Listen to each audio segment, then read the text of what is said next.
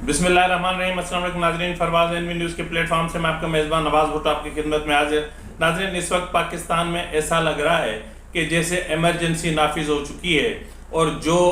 Behaviour या जो रवैया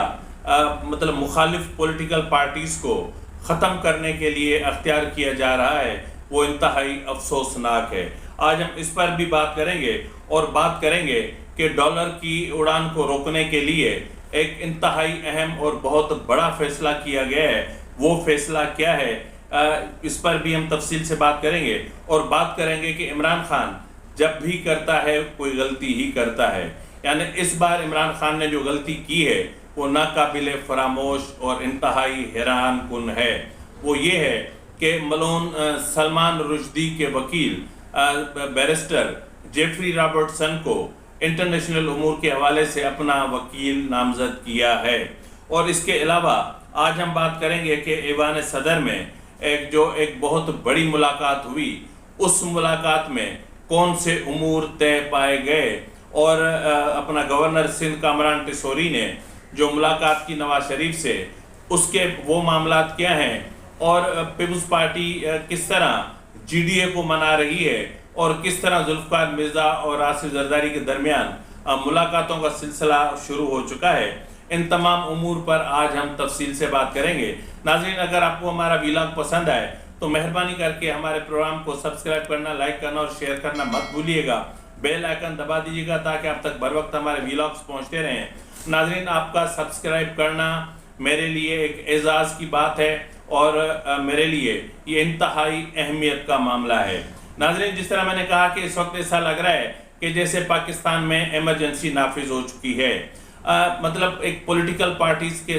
साथ जो बिहेवियर अख्तियार किया जा रहा है या मतलब ये बिहेवियर्स इस्टेब्लिशमेंट की तरफ से जो चीज़ें हो रही हैं, यानी पार्लियामान ने इस्टेब्लिशमेंट को जिस तरह मुस्तहकम किया था उसके नतायज बरामद होना शुरू हो गए हैं और उसके तहत ही इस वक्त तमाम मामला चल रहे हैं। इस्टेब्लिशमेंट ने कुछ अहदाफ मुकर्रर कर रखे हैं और जब तक वो अहदाफ हासिल नहीं कर लेते तब तक इंतखाबात का इनेकाद एक दीवाने का ख्वाब ही हो सकता है। नाज़रीन, जिस तरह मैंने कहा कि पॉलिटिकल पार्टीज़ के साथ जो बिहेवियर है, अगर हम उसकी बात करें तो गुज़िश्ता रोज़ लाहौर हाई कोर्ट ने चौधरी परवेज़ इलाही को आज़ाद किया, लेकिन उसकी उम्र या मामलात का ख्याल किए बगैर चौधरी ज़हूर इलाही रोड से यानी उनके घर के दरवाजे से जिस तरह जो है वो डंडा डोली करके उठाया गया और जिस तरह घसीट कर गाड़ी में डाला गया और जिस तरह इस्लामाबाद पहुंचाकर अडियाला जेल मुंतकिल किया गया, ये मामला इंतहाई अफसोसनाक है। 3 माह तक लापता रहने वाले पीटीआई के सेनेटर ओन अब्बास बप्पी अचानक उनका मंजर आम पर आना और मंजर आम पर आकर पीटीआई से अलहदगी का ऐलान करना, ये भी अपने आप में हैरान कुन है। इसके अलावा पीटीआई के मरकजी रहनुमा और फोकल पर्सन और जुल्फी बुखारी के ख़ानदान से ताल्लुक़ रखने वाली 2 अहम तरीन शख्सियात ने भी पीटीआई को खैराबाद कह दिया और उन्होंने सबब जो बताया वो वही 9 मई, यानी 9 मई सोच रहे हैं कि जब तक वो उनको 9 मई याद रहता है तब तक मतलब उन क्या कहें, बहरहाल इस्टेब्लिशमेंट की मर्जी है। इसके अलावा नाज़रीन, जिस तरह मैंने आपसे कहा कि इस वक्त डॉलर की उड़ान को रोकना मौजूदा हुकूमत के लिए एक बड़ा चैलेंज बन गया है। मुआशी उमूर को संभालना इस वक्त मौजूदा संभालने के हवाले से मौजूदा केयर टेकर सेटअप मुकम्मल तौर पर नाकाम हो चुका है, क्योंकि ये भी विदाउट एनी प्लान आए थे। इनके पास भी कोई मुआशी प्लान नहीं था, या फिर यूं कह लें कि इनको जो इस्टेब्लिशमेंट लाई थी या फिर इस्टेब्लिशमेंट के पास कोई प्लान होना चाहिए, लेकिन बदकिस्मती से इस्टेब्लिशमेंट भी इस वक्त इस मामले पर बेबस नज़र आ रही है। तहम 2 अहम फैसले किए गए हैं डॉलर को संभालने के हवाले से। एक पहला फैसला ये किया गया है कि डॉलर की स्मगलिंग को रोकने के लिए सख्त तरीन इक़दाम किए जाएं और दूसरा हवाला हुंडी और डॉलर को बाहर भेजने के हवाले से मनी चेंजर्स के जो मामलात हैं या जो कारोबार है उसको बंद किया जा रहा है। और इस हवाले से मनी चेंजर्स को या फिर इनकी जो ऑर्गेनाइजेशंस हैं उनको बाकायदा आगाह कर दिया गया है।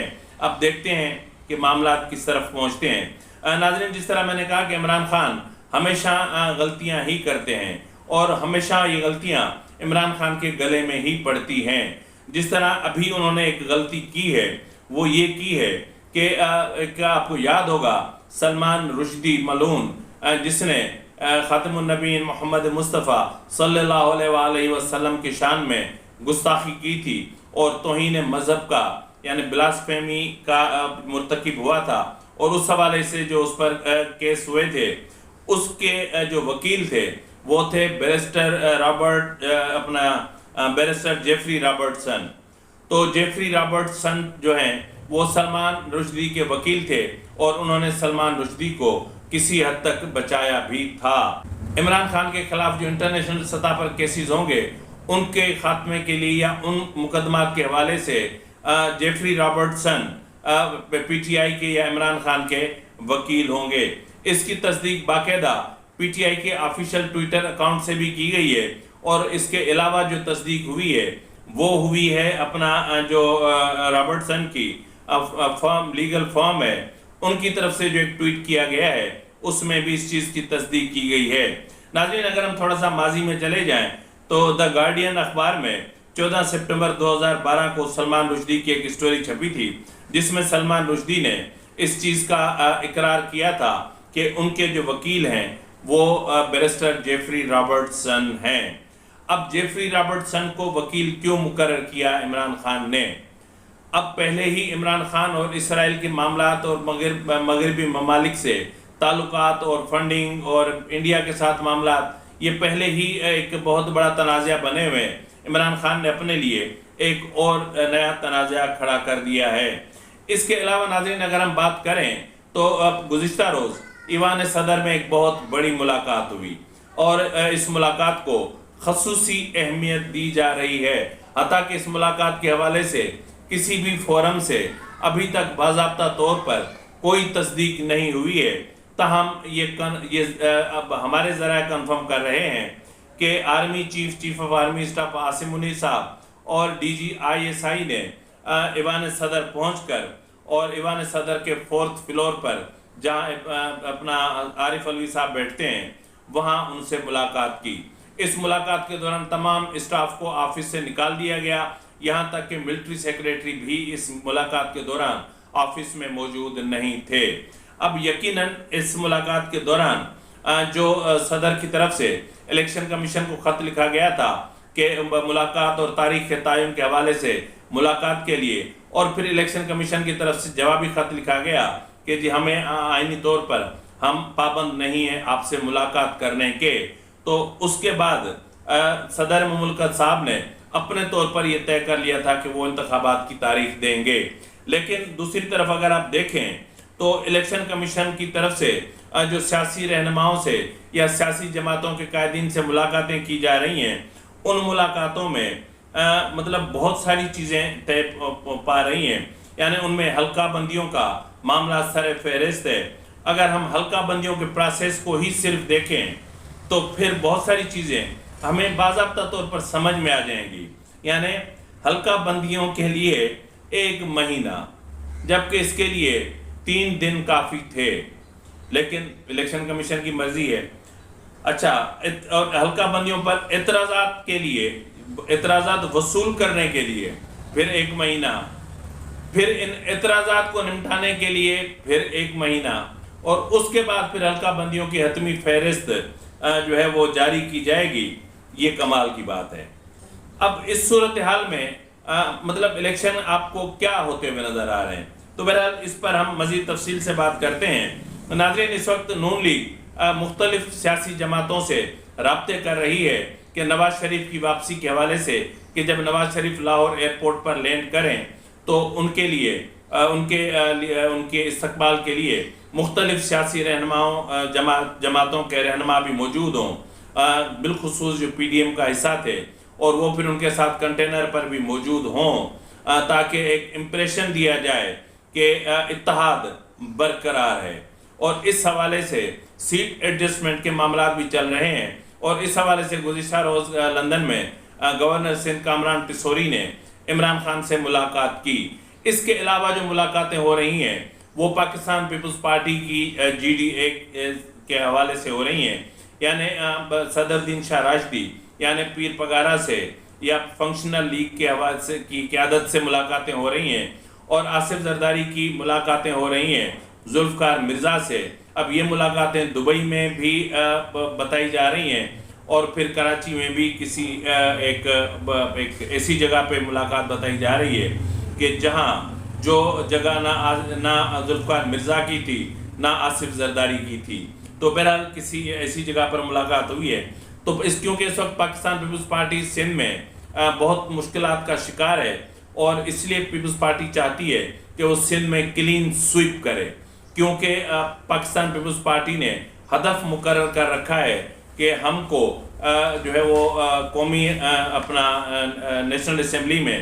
اتنی اکثریت چاہیے کہ ہم حکومت بنا سکیں اور بلاول بھٹو زرداری کو وزیر اعظم بنایا جا سکے۔ اور دوسری طرف نون لیگ کی کوشش ہے کہ کچھ بھی ہو جائے وزیر اعظم نواز شریف ہی ہوگا، اور نواز شریف کو وزارت عظمیٰ دلانے کے لیے جو نون لیگ کے اندرونی معاملات ہیں وہ انتہا سے زیادہ خطرناک ہو چکے ہیں۔